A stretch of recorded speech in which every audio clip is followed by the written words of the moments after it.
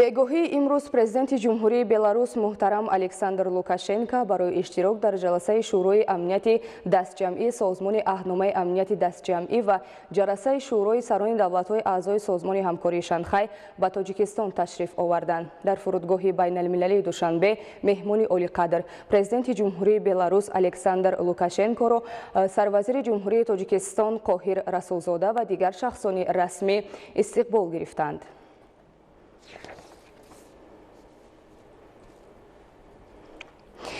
ҳамчунин чанд лаҳза пеш президенти ҷумҳурии Қазоқистон Қосим-Жомарт Токаев бо мақсади иштирок дар ҷаласаи шӯрои амнияти дастҷамъии Созмони аҳномаи амнияти дастҷамъӣ ва ҷаласаи шӯрои сарони давлатҳои аъзои Созмони ҳамкории Шанхай ба Тоҷикистон ташриф оварданд. Дар фурудгоҳи байналмилалии Душанбе меҳмони олиқадр президенти ҷумҳурии Қазоқистон Қосим-Жомарт Токаевро сарвазири мамлакат Қоҳир Расулзода ва дигар шахсони расмӣ истиқбол гирифтанд.